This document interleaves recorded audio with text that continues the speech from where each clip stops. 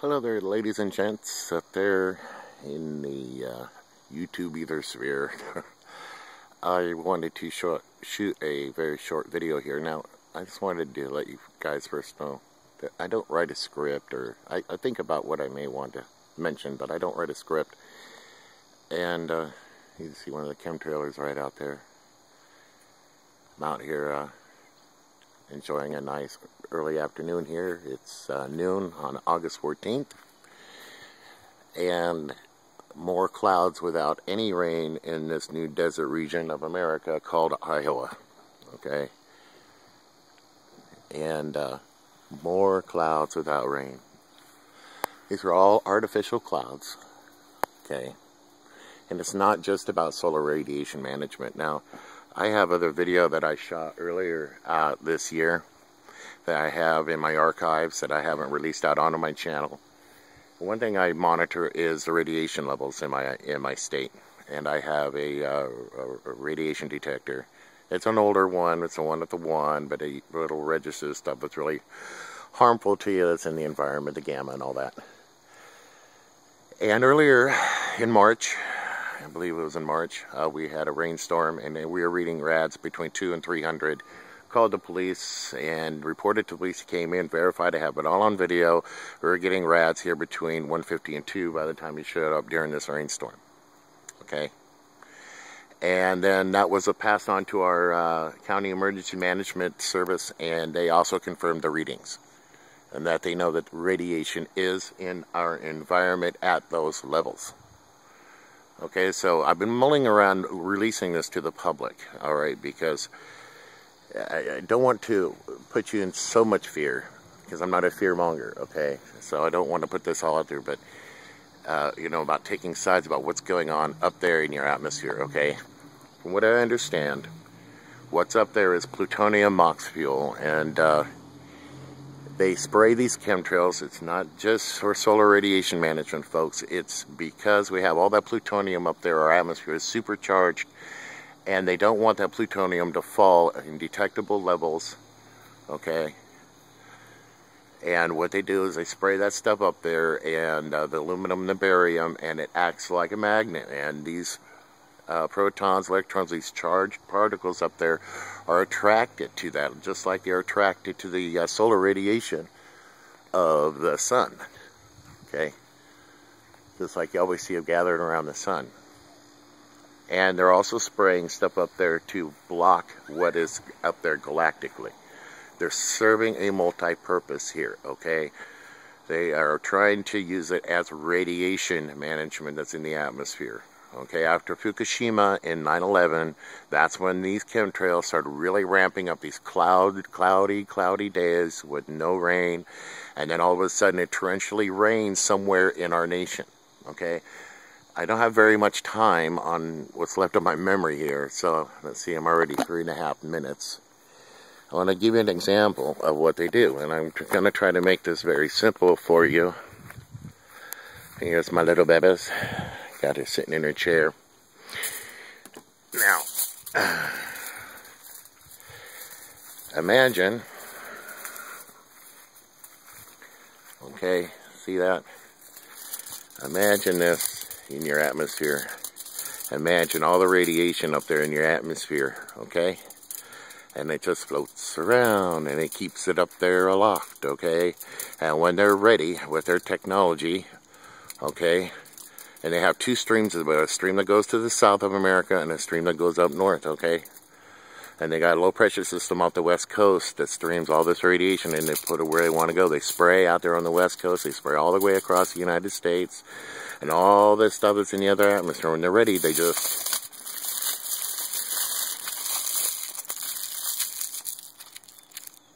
poof, dump it where they want to dump it, okay? And since they've been doing this, they've had, they dumped a bunch in Bakersfield, in California on the west coast. Bakersfield, poof, okay? Oh, with the southern stream then, they made a mistake and dumped a bunch on Atlanta, okay? 700 rads in Atlanta, 700 rads in Bakersfield. There's some readings up to 900 in some areas. Yes, that is very bad. Okay? So, you want the truth of what's going on up there with your chemtrails, guys. Alright?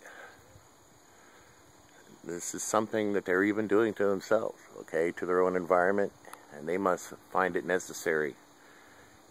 Okay, we're living in a new radioactive reality. Now what's going on in Fukushima, 300 tons of water going into the ocean a day, and going into the groundwater, which will spew radiation geysers, okay? That stuff is coming up in radioactive steam, hydrogen steam, okay, and going out into the atmosphere, spewing more radioactive plumes, and they can't control where it comes out. China syndrome. It's out of control. And they got unit number 4 with the fuel pools up there, and the liquefaction of the soil beneath. It's unstable. That pool falls, and you know, all it takes is 10 kilos of stuff coming together, and you have got one major accident, and they got a whole, what, 100 and some odd tons sitting up there in that pool. Oh my goodness. Here's another geoengineer guy.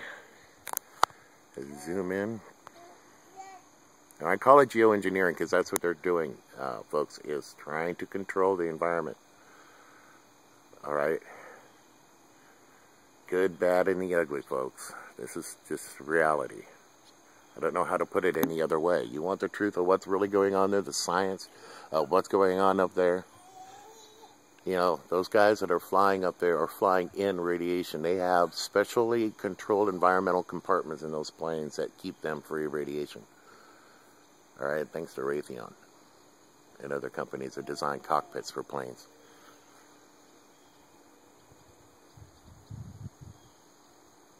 So, clouds without rain. Boy, we could really use some rain, but you know what, guys? If you're here in Iowa and you're complaining about no rain and your lawn's turning brown, and I am, you know, but if I want, I could, you know, turn on the old hose. But I tell you what, man, if there's all that radiation up there, I really don't want it to rain. I really don't.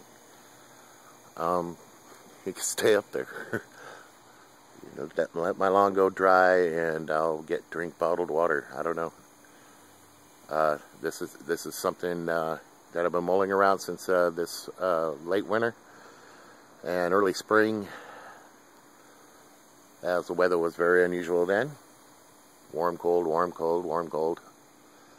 And why they're having these weather extremes. And I think that one thing that they're doing is really dumping a lot of that radiation in the Asian Pacific. That's why you're getting all those typhoons out there all the time, is to keep breaking down those radioactive particles out there, out in the ocean. So that's why you're having all those typhoons and the weather near Australia, the way it's been. It's all to handle what's going on. You know, America is responding in the way that they know how to try to protect. I think that's what it is. I mean, it's hard to say. I mean, it's and they keep spraying and thinking they got to keep spraying and spraying. It just has this feedback loop, and until they nuke Fukushima with a hydrogen bomb or an H bomb, they're not going to clean it up. They're going to have to keep doing this. But like I said, they can put it where they want it. But the problem is they got to put it somewhere. Alright, so this is Monsanto protecting you guys. Alright? Monsanto is paying these guys to protect their cornfields for Kansas, Nebraska, Iowa, parts of Missouri.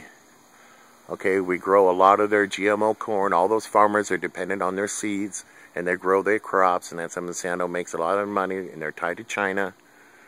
Alright, because we've got contracts through the wazoo with soybean and corn, and they don't want that ground irradiated because they don't have seeds. They have drought and aluminum resistant seeds, but they don't have anything that will resist radiation, okay, in the soil. Alright, they would have to pull back, you know, 3 to 4 feet of their topsoil, and then what are you going to grow in? It's about all we got left in this state, really. We used to have 12 feet of topsoil. Now we're down to 4 to 9 feet in some areas, 4 feet, because they don't let the ground rest. But it's because of Monsanto. Monsanto is protecting you guys. Here, you guys want to scream out Monsanto and GMO and the food that bites back. I understand about all that, but in essence, they're the one that's protecting you from having this stuff fall right on your heads because they don't want it to fall in their fields. So, you know, keep that in mind too. I'm not defending it all, okay? But this is all really related to Fukushima. And that's just the start. If our electrical grids go down, you can see this everywhere. Okay? And they're going to have to know how to deal with this everywhere to try to keep that radiation aloft and dump it out into the oceans or on pieces of ground they don't care about. So that is my news release on Fukushima and chemtrails. And also, I believe they are using it to block what's going on, so amateur astronomers, are able to detect what's going on up in your skies. So during the day, you know, a little bit of a cloud puff there, but honestly, I don't think they really want it to rain. They're transporting it all over from west to east. Okay, and they got a major low pressure spinning right off of the west coast there of Oregon and Washington and Alaska. And they use that energy along with manipulating the jet stream. They got two streams of radiation, one going along the south of America and out over the Gulf and along the south there, and one going up over north between us and Canada. And they're trying to keep the midsection of America radiation free as much as they can. So, you know, if you're living in the middle of the United States, we've already been dosed pretty good, but, and with other, like the xenon and other stuff that falls out, it's not just plutonium, but that's what they're trying to keep from falling. If that stuff falls, you're not going to be able to deny it. You know, they're already pulling people out of Bakersfield and other places in California. I believe my father, who developed abdominal cancer, probably died of that because 2 years ago he was cancer-free. So, and then he dies of cancer. He's a pretty healthy fella. I know he's 70, but he never smoked, nothing like that. Drink, nothing like that. Ate well. Lived well. Exercised. And then gets abdominal cancer. But, you know. That is my news release for the day. Fukushima and chemtrails, they are connected. Well, take care, guys.